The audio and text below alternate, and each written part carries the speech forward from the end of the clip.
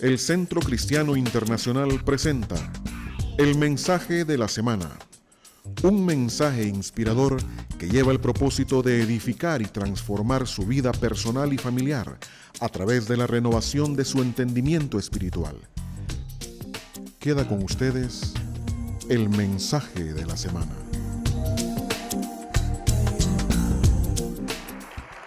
Nuestro mensaje en esta hora titulado para ustedes, Tan cerca y tan lejos.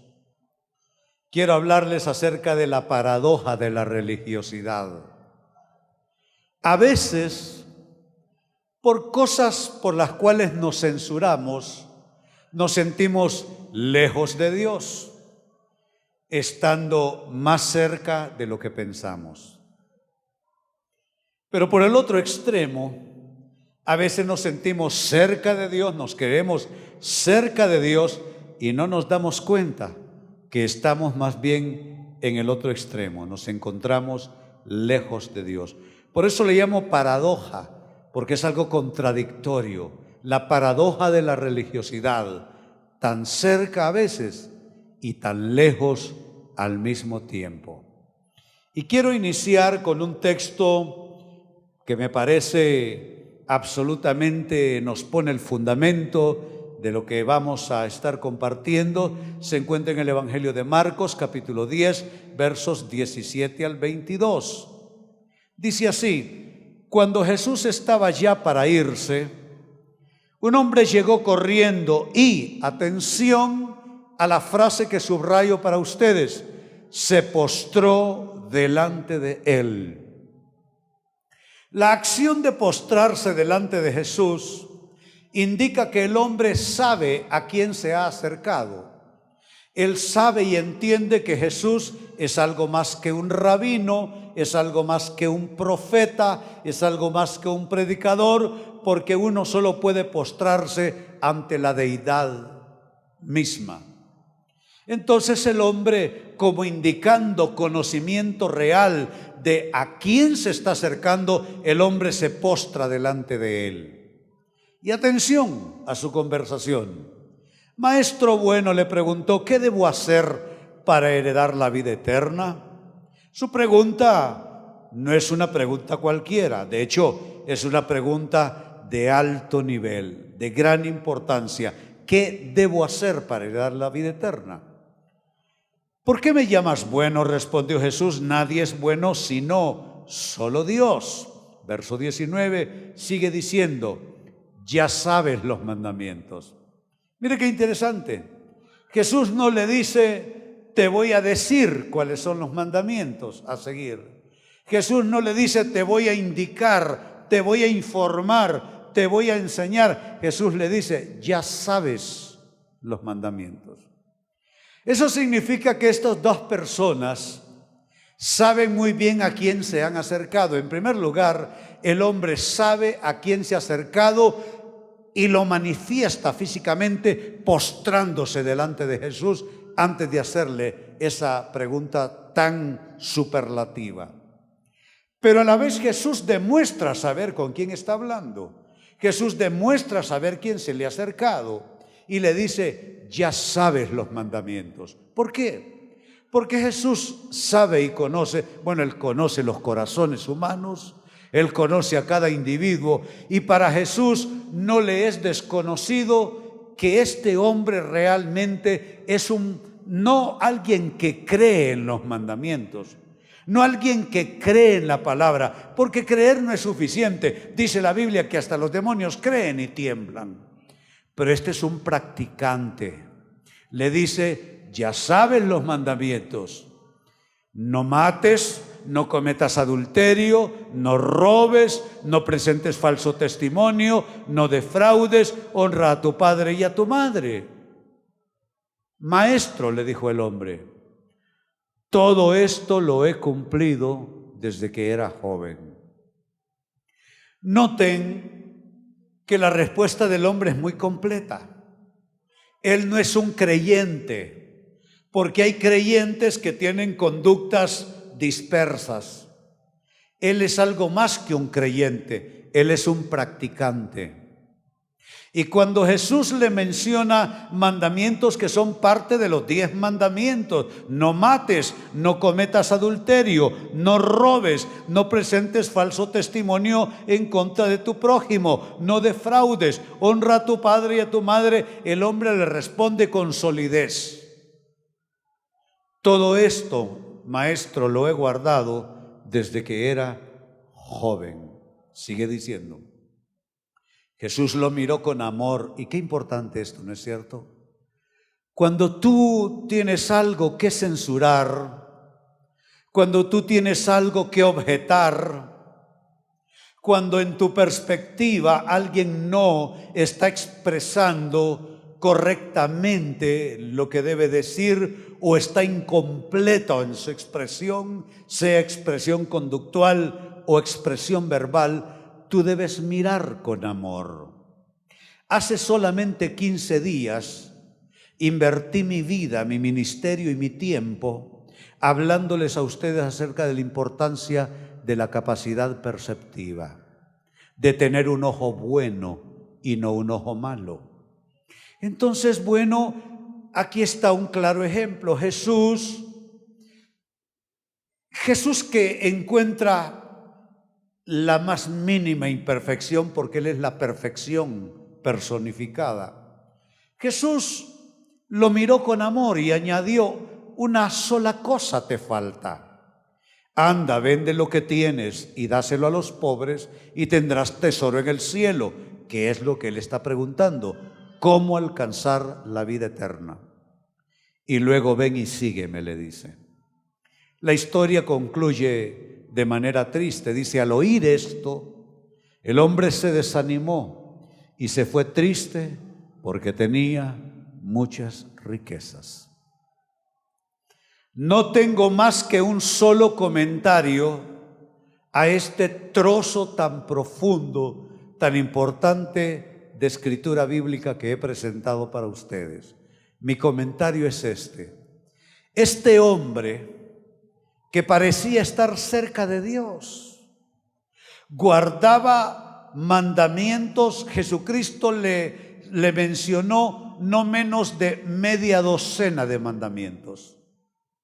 Y este hombre no es que creía en ellos, no es que asentía intelectualmente, teológicamente a ellos, no. Este hombre los practicaba desde su juventud. Dios mío. Él parecía estar tan cerca de Dios desde su juventud, pero ante una pregunta crucial. Porque sabe, siempre hay un momento crucial que desnuda nuestra verdadera condición. Siempre hay algo que Dios deja que suceda. Siempre hay algo que Dios permite en nuestras vidas como para denunciar lo que nosotros no hemos podido ver en nuestra propia persona. Entonces, ante esta pregunta crucial que le hizo Jesús: bueno, si guardas todos tus mandamientos, fíjate que solo te queda uno. O sea, ya pasaste el examen, uno te queda. Vende lo que tienes, dale a los pobres, ven y sígueme. Ante una pregunta crucial, este hombre demostró lo lejos que estaba de Dios. Parecía tan cerca de Dios, pero en la realidad estaba lejos de Dios. ¿Sabe? Esta escritura es importante para que nosotros podamos de pronto echar una mirada crítica, no hacia afuera, sino una mirada crítica hacia lo interno de nuestra propia persona. Porque puede ser que nos sintamos cerca de Dios y una sola cosa demuestre que estamos lejos de Él. Así es que me parece que el tema tan cerca y tan lejos, hablando de la paradoja de la religiosidad, es muy importante para nosotros los seres humanos. Dicho esto de manera introductoria, quiero darles algunos ejemplos bíblicos, por supuesto, de personas que estuvieron tan cerca de Jesús, pero en la práctica mostraron estar lejos. Su ceguera espiritual los alejó de Jesús, aunque ellos en su propia percepción se sentían cerca de Dios. Qué triste, ¿no es cierto? Qué trágico creer estar cerca y en la práctica estar lejos. Pues atención al primero de nuestros ejemplos. El primer ejemplo tiene que ver con aquellos cuya excesiva confianza en su religiosidad les lleva a adoptar una actitud elevada sobre los demás, una actitud de superioridad sobre los demás, que les lleva incluso a criticar y a menospreciar a quienes les rodean. La excesiva confianza en lo que tú crees, la excesiva confianza en tu espiritualidad, la excesiva confianza en tu religiosidad puede ser una trampa. Y tú debieras de hacer más bien lo que el profeta dijo, y es ponerle un poco más de desconfianza a lo que tú crees y a lo que piensas. Pero atención al ejemplo que acompaña esto.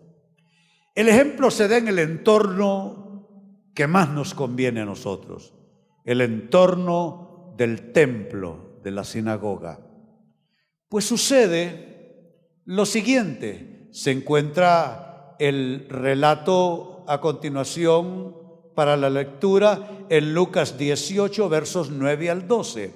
Dice así: lo primero que muestra es la intencionalidad de Jesús al contar esta parábola. Jesús tiene una intención y tiene a ciertas personas con ciertas actitudes en el enfoque. Dice así: a algunos que confiando en sí mismos se creían justos y que despreciaban a los demás, Jesús les contó esta parábola. No es una parábola para todo el mundo, no es una parábola para todos los creyentes, no es una parábola para todas las personas, es una parábola dirigida y enfocada a aquellas personas que tienen una actitud superior espiritual sobre los demás, aquellas personas que creen que su religiosidad es más alta, es mayor, y eso les da el derecho a la crítica y al menosprecio de otros.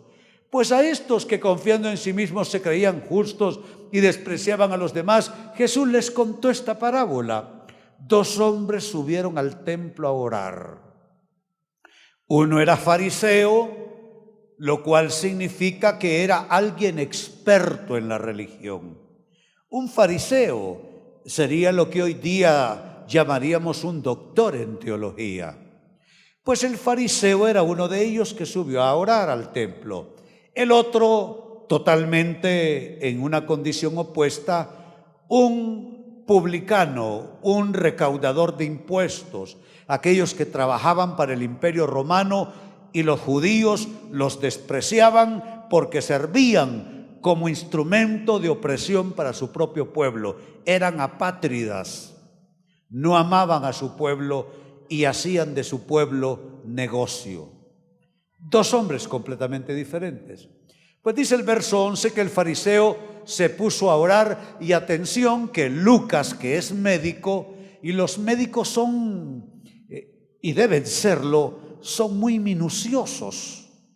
Entre más minucioso un médico, más te puede salvar de una enfermedad. Pues Lucas, que es médico, que es el autor de este evangelio, él dice que el fariseo se puso a orar y añade esta frase de 2 palabras: consigo mismo. Saben, hay personas que creen que están orando a Dios, pero lo que están haciendo no es nada más que una reverberación de sus ideas, una reverberación de sus opiniones, una reverberación de sus sentires, una reverberación de sus prejuicios, una reverberación de sus criterios. Su oración no está vinculada con Dios, son solo una cámara de eco de todo lo que piensan y sienten. A eso se refiere Lucas cuando dice que oraba consigo mismo. Y atención a su oración: oh Dios, te doy gracias porque no soy como otros hombres, ladrones, malhechores, adúlteros, ni mucho menos como ese recaudador de impuestos. Ayuno 2 veces a la semana, doy la 10ª parte de todo lo que recibo. Es interesante. Usted puede hacer muchas cosas religiosas o religiosamente aceptables y estar lejos de Dios. Ese fariseo cumplía con muchas cosas. Era un hombre que oraba con regularidad, era un hombre que por seguro asistía al templo con regularidad, como él mismo lo expresa. Él no es ladrón, no es malhechor, no es adúltero, ni siquiera se compara con el común de la gente, como ese cobrador de impuestos. Ayunaba 2 veces a la semana. Hombre, ¿a quién se seguía? Ayunamos 1 vez al mes, y daba el diezmo de todo lo que ganaba. ¿Sabe cómo termina esa historia? Termina diciendo la parábola que el pecador que no se atrevió a pasar hasta el frente, el pecador se quedó ahí atrás, en un lugar un poco resguardado de la vista, y él se decía a sí mismo: Dios, sé propicio a mí, que soy pecador. Mientras que el fariseo oraba de la manera que ya hemos descrito. La parábola concluye diciendo que el pecador descendió justificado por Dios, salió del templo justificado por Dios. Y el fariseo, que se creía superior, que se creía más espiritual, cuya religiosidad le ponía en una plataforma más elevada que el resto de la gente, ese salió censurado por el cielo. Entonces, lo que esta parábola nos indica es la condición de aquellos cuya excesiva confianza en su religiosidad, en su teología, en su doctrina, en sus prácticas, etcétera, les lleva a criticar y a menospreciar a esto. Es el primer ejemplo bíblico de personas que estuvieron tan cerca y tan lejos a la vez. El fariseo entró al templo. El fariseo no se quedó allá atrás. El fariseo estuvo lo más cerca del altar posible. Estaba tan cerca de Dios en lo físico, pero en su corazón estaba lejos, pero verdaderamente lejos de Dios. Como segunda muestra bíblica de personas que estuvieron tan cerca de Dios y a la vez tan lejos, quiero referirme a aquellas personas que son como Herodes. Herodes gustaba de oír predicadores, pero Herodes oía sin entender lo que los predicadores decían. Y sabe, parece esto ser inofensivo, ¿no es cierto? Inocente. Pero déjenme explicarles lo siguiente. Cuando usted escucha y usted no tiene la capacidad de comprensión de lo que escucha, cuando usted no puede discernir lo que escucha, cuando usted no puede asimilar lo que escucha, usted tiene serios problemas. Porque por lo general, cuando las personas escuchan algo que no logran asimilar, caen en uno de estos 2 polos opuestos, o estos 2 extremos. O esta persona, al escuchar lo que no entiende, se lo bebe de un solo trago, lo acepta sin discernirlo, o cae en el extremo de rechazarlo, de resistirlo y de criticarlo solo porque no logra comprenderlo. Y saben, los 2 extremos son tan malos el uno como el otro.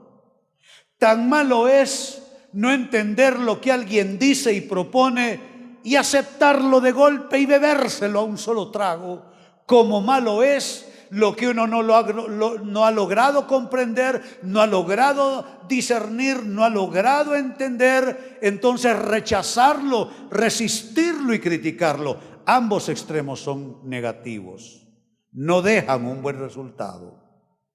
Lo que yo les aconsejo es que cuando ustedes estén frente a algo que ustedes no asimilan, no entienden, no comparten, busquen una zona neutral, sin caer en los extremos ya mencionados.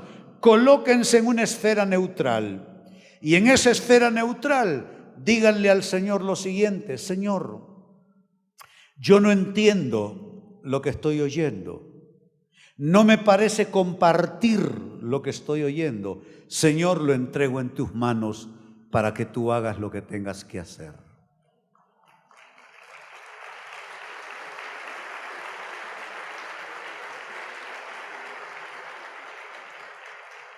Déjenme citarles antes del texto un ejemplo para que vean cómo son estas cosas.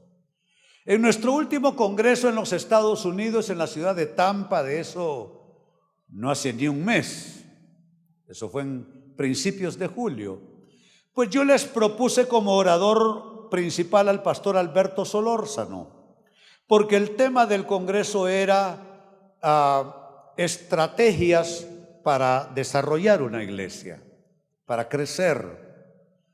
Entonces yo considero, y lo digo con modestia, no piensen que es inmodestia y altivez de mi parte, yo considero al pastor Alberto Solórzano el más experto aquí en Honduras respecto a cómo se organiza una iglesia para su crecimiento. Entonces les propuse al pastor Alberto Solórzano. Pero mis pastores de Estados Unidos dijeron: no, es que en Honduras es más fácil hacer obra de Dios. Yo les dije: bueno, que en Honduras sea más fácil hacer iglesia, yo no estoy tan seguro. Vivimos en uno de los países más pobres de América. Yo no creo que sea fácil hacer iglesia en Honduras. Es una sociedad totalmente polarizada.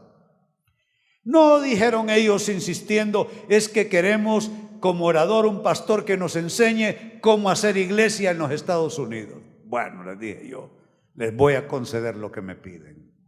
Búsquenlo ustedes, no yo, y tienen mi autorización para que sea el orador. Pues se lo buscaron. Se buscaron el orador, yo solo iba a hacer la conferencia de cierre. Pues el predicador, en uno de sus momentos, expresó frases como esta. Dice que le dijo a su esposa: mi amor, ya quiero darte una noticia, estamos a punto de ser millonarios. Entonces la gente que iba de Tegucigalpa conmigo se pusieron bien serios. Y a esto le añadió: y mi vida, no solamente estamos a punto de ser millonarios, sino que creo que estamos ya listos para comprar nuestro propio avión. Yo, que no predico hace 20 meses, ni hace 20 años, 40 años, mi experiencia y mi edad me indican que es totalmente una imprudencia que un predicador diga cuánto se ha enriquecido haciendo la obra de Dios y predicando el evangelio. Tal vez esté bien eso en Estados Unidos, pero en Honduras eso es una cosa impensable. Mucho menos que un predicador diga que está a punto de comprarse un avión jet privado. Entonces, pero a la hora que él hizo el llamado, yo pasé adelante a orar. El primero de los pastores ese ahí en pasar fui yo. Y cuando él comenzó a orar, yo comencé a sentir olas del poder de Dios que literalmente me traspasaban. Recibí de Dios bastante. ¿Dónde está la diferencia? Cuando él hizo ese comentario, yo tuve la capacidad de ponerme en la zona neutral. Yo dije: Señor, es responsabilidad de él lo que está diciendo. Entonces yo, Señor, me ubico en esta zona neutral. Yo no le voy a criticar a él. Él está predicando lo que él ha aprendido. Yo no lo puse. Mis pastores lo solicitaron. Así es que, Señor, yo estoy bien. Yo no me voy a comprar un jet. Tampoco voy a ser millonario. Yo a los que tengo ahí abajo de donde vivo es a la Canaán. pero bueno. Entonces,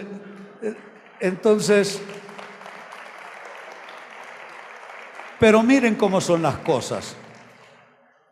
Los pastores míos, algunos de ellos enojados, me vienen a poner la queja y a criticar al predicador por lo que dijo. Yo les dije, miren, en primer lugar, al predicador ustedes lo pidieron, no lo puse yo. Y en segundo lugar, háganle así con una tijera a la frase y sigan con lo otro de Dios, que sí era de Dios y que sí ministraba, y reciban. Y les di un ejemplo siendo el primero en pasar adelante al altar. ¿Qué quiero decirles? A veces, todavía no estoy en el texto, nena, a veces somos como Herodes, personas que gustan de oír predicadores y no entienden lo que están oyendo. Y cuando no entienden lo que están oyendo, buscan un extremo, buscan colocarse en un extremo en la situación. Y lo que yo les enseño hoy en el nombre del Señor y con amor es que hay que buscar esa zona neutral y decirle: Señor, no entiendo, no comparto, no me parece, lo presento delante de ti para que tú hagas lo que tienes que hacer. Y ahora sí, nuestro texto sobre Herodes. Dice Marcos 6 y el verso 20 que Herodes temía a Juan, y se refiere a Juan Bautista, y lo protegía. Había una, ¿cómo pudiéramos llamarle? Una intuición en Herodes. No era conocimiento, no era espiritualidad, no era revelación, era una intuición que él tenía. Sabía dentro suyo que Juan el Bautista era un hombre justo y santo. Él no tenía cómo probarlo, él no tenía teológicamente cómo argumentarlo, él no tenía cómo justificarlo, pero tenía esa intuición que hacía que, aunque le temía a Juan el Bautista, lo protegía. Algo interno, una voz interna le decía que se trataba de un hombre justo y santo. Y déjenme aclararles esto sobre el Bautista. El Bautista criticaba a Herodes en público y en privado, porque el Bautista le decía a Herodes que él no podía tener por mujer a Herodías, la esposa de su hermano Felipe. O sea que Herodes se había hecho de una mujer. Y sucede que la mujer, Herodías, era esposa de su hermano Felipe. Y Juan el Bautista le decía: la ley no te permite tener por mujer a la esposa de tu hermano. Y aunque Herodes oía y sabía de las críticas públicas y privadas que Juan el Bautista le hacía, él sabía que era un hombre justo y santo. Y dice, cuando Herodes oía a Juan, atención, se quedaba muy desconcertado, es decir, no entendía ni papas de lo que estaba diciendo Juan el Bautista, ni el ABC le entendía siquiera. Se quedaba muy desconcertado, es decir, él se quedaba perplejo ante lo que no podía entender. Sabía que le merecía respeto, pero no podía entender nada. Aún así, dice, lo escuchaba con gusto. Y saben, cuando nosotros escuchamos sin tener una comprensión real, vamos nosotros a caer en uno de esos extremos que ya les he mencionado. Noten el pasaje que sigue. Dice en Marcos 6 siempre, versos 25 al 27, enseguida se fue corriendo la muchacha a presentarle al rey su petición. El contexto es esto: Herodes hizo una fiesta, llamó a sus invitados más importantes, sus relaciones más especiales, y Salomé, la hija de Herodías, su mujer, que era la esposa de su hermano Felipe, danzó para los concurrentes. Y la danza fue tan impresionante que Herodes, bueno, ustedes saben que un bolo hace promesas que no debe hacer, Esta es una promesa de bolo. Herodes, en medio de toda aquella fiesta, y ya bien prendido él en alcohol, le hace esta promesa a la joven que bailó, que danzó para ellos. Le dice: mira, pídeme lo que quieras y hasta la mitad de mi reino te daré. Qué cosa más estúpida. ¿Cómo uno va a ofrecer la mitad del reino por una bailadita que dé alguien por allí? Pero los bolos son tontos, ¿no es cierto? Si el bolo dice estupideces. Pues bien, la muchacha entonces fue corriendo a presentarle al rey su petición, y su petición fue esa: quiero que ahora mismo, no mañana, no la otra semana, no el otro mes, ahora mismo me des en una bandeja la cabeza de Juan el Bautista. ¡Wow! Verso 26.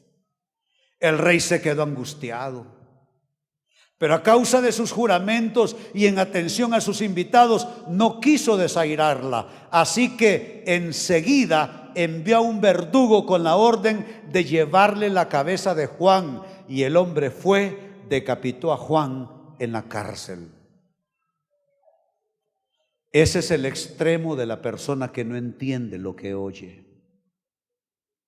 Herodes oía con agrado a Juan el Bautista. En su fuero interno sabía que era un hombre santo y justo, pero no entendía absolutamente su predicación. Y esto que la predicación de Juan era sencilla: arrepentíos y convertíos. Era la predicación de Juan. Y bautícese cada uno, decía Juan. Era una predicación simple, pero Herodes no captaba nada. Cuando uno no capta, usa mal lo que escucha. Cuando uno no entiende, usa mal en su desconocimiento lo que escucha. Por eso, insisto, la zona de neutralidad. La zona de neutralidad debe ser tu zona de incapacidad, tu zona donde está lo irresoluto, lo que tú no puedes resolver, tu zona donde no puedes responder ni dar razón por cosas que ves, que pasan, que oyes. Entonces es una zona segura. Debe ser una zona de oración, donde tú le presentas al Señor y le dices: Dios, yo no sé si es mi desconocimiento, yo no sé si es mi crecimiento el que esté en conflicto, o si en realidad esta es una cosa que no está bien. Ese es el resultado. Personas que gustan de oír predicadores sin lograr entender lo que dicen. Y mire, no crea que ese es el único ejemplo. Mire qué más pasó con Herodes. En otro texto, y hablando ya de otra persona, de Jesucristo, no de Juan el Bautista, dice Lucas 23, versos 8 y 9, al ver a Jesús, más bien, Herodes se puso muy contento. Esto es cuando arrestaron a Jesús, que lo tenían de un lado al otro. Lo llevaban a Pilato, Pilatos a Herodes, Herodes a Pilato, así se lo tenían. Nadie se quería ensuciar con el problema. Pues Herodes, al ver a Jesús, se puso muy contento, y miren la razón de su alegría: porque hacía tiempo que quería verlo, por lo que oía acerca de él, y esperaba presenciar algún milagro que hiciera Jesús. Noten el verso 9, lo acosó con muchas preguntas, pero Jesús no le contestaba nada, porque Jesús no le va a hablar a la persona que quiere oír de una manera errónea, a la persona que quiere oír con motivos equívocos. A ese Dios no le va a decir nada. Herodes pensaba que era un show, y entonces dijo: yo quiero show. Yo he escuchado que Jesús, unas cosas extraordinarias que dice, aparte de eso quiero que me haga un milagro. Jesús se calló, porque Jesús sabe lo que hay en cada corazón. Sabe, cuando yo me acerqué a Jesús, yo estaba podrido por dentro. Las drogas habían afectado mi mente. Mi estado neurológico era digno de un hospital neuropsiquiátrico. Pero sabe, esa noche drogado, entré a una iglesia, drogado, me drogué en la puerta de la iglesia. y entré drogado. No me pregunten de qué predicaron, quién predicó, de qué se cantó, no sé nada, no lo recuerdo. Pero esa noche, drogado, bajo los efectos de lo que había consumido, levanté la mano. Y sabe, ese día no cambió mi vida, pero ese día fue el principio de mi transformación.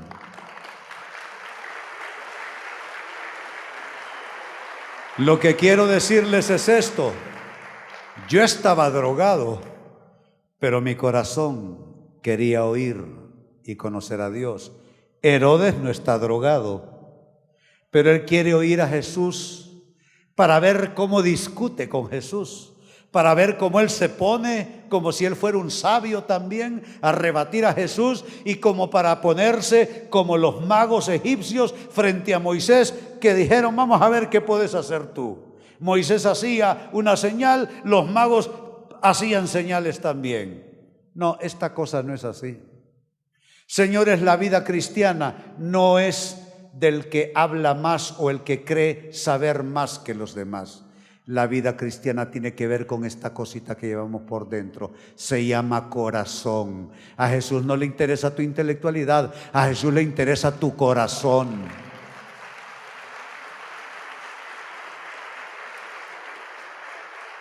Noten, hacía tiempo que quería verlo por lo que oía acerca de él y esperaba ver algún milagro. ¿Cómo termina la cosa? Igual que en el caso de Juan el Bautista. Dice ahí en el pasaje a continuación, Lucas 23, versos 10 y 12, dice ya todo esto bajo lo que conocemos como la pasión de Jesucristo. Estaban los jefes de los sacerdotes, los maestros de la ley, acusándolo con vehemencia. Entonces Herodes, ese que le gustaba oír a Jesús, Herodes y sus soldados, con desprecio y burlas, le pusieron un manto lujoso y lo mandaron de vuelta a Pilato. Y ya sabemos lo que Pilato hizo: se lavó las manos y lo mandó a la cruz. Entonces, estamos hablando, recuerden, nuestro tema es tan cerca y tan lejos. Las paradojas de la religiosidad. Hay personas que, en primer lugar, les mencioné, cuya excesiva confianza en su religiosidad les lleva a criticar y a menospreciar. En segundo lugar, aquellos que, como Herodes, gustan de oír predicadores sin entender lo que dicen, y al no entender lo que dicen van a adoptar una actitud extrema. En tercer lugar, también ejemplifican esta condición tan lejos y tan cerca de Dios aquellos fieros defensores de la ley de Dios. Pero ¿cómo usan esa ley de Dios? La usan como instrumento de juicio. ¿Cuántas veces yo a las personas que he aconsejado a través de los años les digo: miren, cuidadito con ir a la casa a pelearse, por ejemplo, si es una pareja, cuidadito con ir a la casa a pelearse, a decirse: el pastor dijo, mira lo que te dijo el pastor. No me usen a mí, les digo. No me usen a mí, ni usen la palabra de Dios para sus discusiones. Porque sabe, si hay algo que Dios abomina, es que nosotros usemos su palabra para contender con otros. Pablo le escribió a su fiel discípulo Timoteo: no te metas en discusiones que no tienen ningún propósito, que no tienen ninguna razón de ser. Esos son aquellos fieros defensores de la ley, y solo lo usan como instrumento de juicio. Atención al siguiente ejemplo.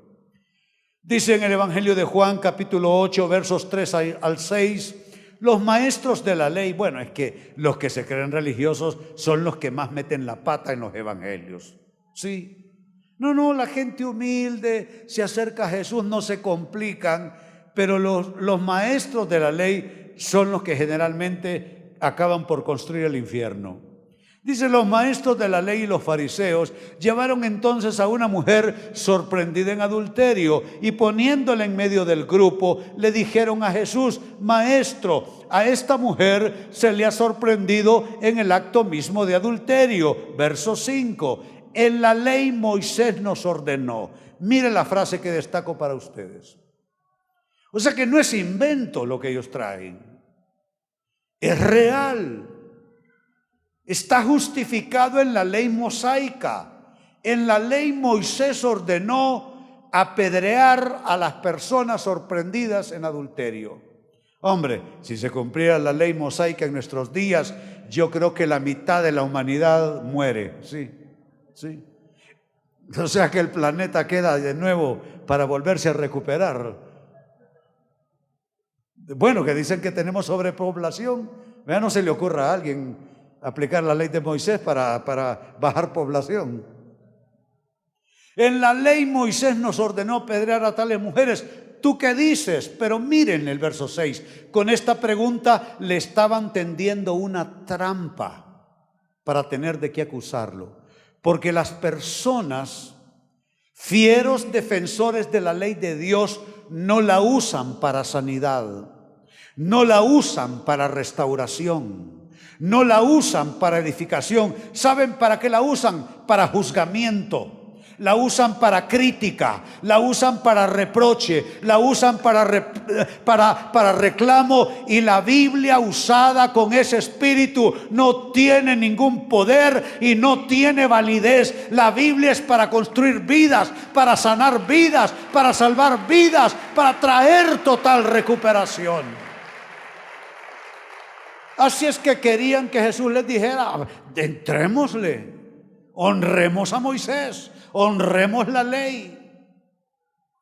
Pero Jesús se inclinó con el dedo y comenzó a escribir en el suelo. Los ignoró. Ustedes saben, si han leído la Biblia, cómo termina la historia. A fuerza de insistir, esos fieros defensores de la ley, de la palabra de Dios, hay que cumplir la palabra de Dios, esta mujer hay que apedrearla. A fuerza de insistir, Jesús les dijo: muy bien, el que esté libre de pecado sea el primero en lanzar la primera piedra. Una cosa que se llama conciencia se despertó, y comenzando con los más viejos, que es ahí donde yo entiendo que los jóvenes cometan sus errores, sus imprecisiones, sus hierros de percepción.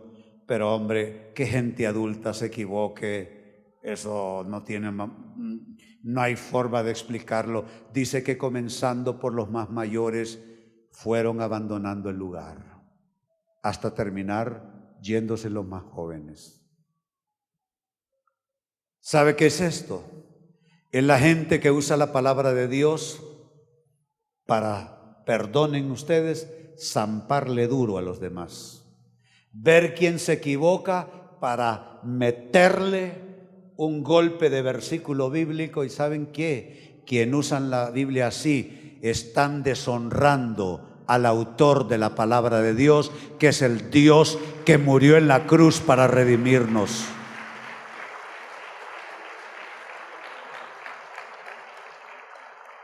Pero también están aquellos, hablando siempre tan lejos, tan cerca, ya voy cerrando, están aquellos que por una religiosidad crítica y celosa postergan, olvidan a los que necesitan de Jesús. ¿Cómo puedo tener tanto celo por la palabra de Dios y que los pecadores me importen un pepinillo? No puede ser, no puede ser. Yo soy un pecador salvado. Óiganme, yo ni siquiera soñé con ser pastor. Con haber sido salvo, con eso me basta y sobra. Yo solo era un artista en esta ciudad. Y conseguir a Jesús, con eso me hubiera conformado. Pero el propósito de Dios me quitó los pinceles de las manos, me quitó los instrumentos musicales y me dijo: te voy a dar corazón de pastor. Yo que tenía corazón de piedra. Entonces, no puede ser que nosotros, por un celo, hay quienes hablan celo de la sana doctrina. ¿Qué es la sana doctrina? ¿Quién va a decidir quién es la sana doctrina? ¿Tú? ¿Yo? ¿Quién? Yo puedo pensar en los reformadores, en la gran reforma del siglo XVI. El protestantismo es producto de la separación de una gran porción de la Iglesia Católica Romana, producto de la Reforma. Todos los reformadores eran frailes y sacerdotes católicos, todos, Martín Lutero, Juan Calvino, muchos de ellos. Pero ¿qué pasó? Ellos hicieron la Reforma protestante y luego comenzaron a pelearse entre ellos por cosas de doctrina. ¿Sabe qué hizo Juan Calvino cuando era una autoridad civil en la ciudad de Ginebra, en Suiza? Juan Calvino mandó a cerrar todas las cantinas, los expendios, los lugares donde se tomaba alcohol, proscribió la prostitución. ¿Usted cree que sanó y restauró a Ginebra? No, porque no es usando la palabra de Dios para reprimir a otro, sino usando la palabra de Dios como la lluvia baja del cielo y nos moja a todos, como el sol sale en la mañana y nos alumbra a todos. Pero tú no puedes agarrar la palabra de Dios como un instrumento, como un machete, como una pistola, al grado de olvidar los pecadores que necesitan la palabra de Dios. Miren el ejemplo que viene en la Biblia. Dice en Mateo capítulo 9, versos 10 al 13, que mientras Jesús estaba comiendo en casa de Mateo, Mateo era un publicano, cobrador de impuestos, odiado, servían al imperio. Pues estaba en casa de Mateo comiendo. Muchos recaudadores de impuestos y pecadores llegaron y comieron con él y sus discípulos. Noten, yo no escribí la Biblia. Si no le gusta a usted, pues peléese con Dios. Dice que la casa se llenó de pecadores que llegaron y comieron con él. ¿Con él quién? Con Jesús y con sus discípulos. Pero cuando los fariseos vieron esto, note esa frase que destaco. Cuando los fariseos vieron esto, les preguntaron a sus discípulos lo siguiente: ¿por qué come su maestro con recaudadores de impuestos y con pecadores? Y es que hay formas de oír y formas de oír. Hay formas de ver y formas de ver. Aquellos vieron a Jesús en una ensaladilla rusa y dijeron: ¿y esta cosa qué es? Está con pecadores, con cobradores. Y entonces, y cuando Jesús oye eso, Jesús les contesta. Y mire, ese es el Jesús en el que yo creo. No son los sanos los que necesitan médico, sino los enfermos.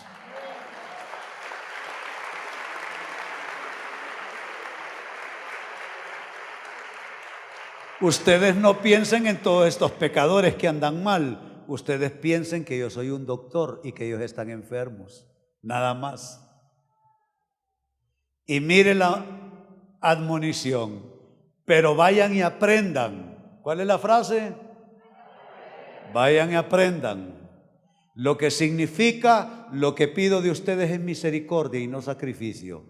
Porque no he venido a llamar a justos. ¿A quiénes no he venido a llamar? Sino a... Ese es el Dios de la Biblia, que vino a llamar no a los justos, no a los expertos religiosos, no a los superespirituales. Vino a llamar a la gente como René Peñalba, pecadores que hemos sido sanados y hemos sido perdonados por la sangre preciosa del Cordero sin mancha y sin contaminación. Así es que no logro concluir por la hora, pero esto es lo que hemos dicho hasta ahora. Estamos dando muestras bíblicas de personas que estuvieron tan cerca y tan lejos al mismo tiempo. Aquellos cuya excesiva confianza en su religiosidad les llevaba a criticar y a menospreciar, como aquel fariseo en el templo orando consigo mismo. 2, aquellos como Herodes que gustan de oír predicadores sin entender lo que dicen, y eso les lleva a una situación de extremo. 3, aquellos fieros defensores de la ley de Dios que la usan, la instrumentalizan como herramienta de juicio, de rechazo en contra de otros. Y finalmente, aquellos que por una religiosidad crítica y celosa olvidan lo que para Jesús es importante: las personas que necesitan a Jesús. Mire, Tegucigalpa está llena de iglesias, pero de igual manera está llena de gente que necesita de Jesús. Necesita de Jesús. Nosotros necesitamos enfocarnos en esto, que nuestra fe alcance a los que necesitan a Jesús. Lo demás es cosa que el Señor va a ir perfeccionando poco a poco. ¿Cuántos creen así? El Centro Cristiano Internacional presentó el mensaje de la semana. Le esperamos el próximo domingo a esta misma hora. Continúe con nosotros.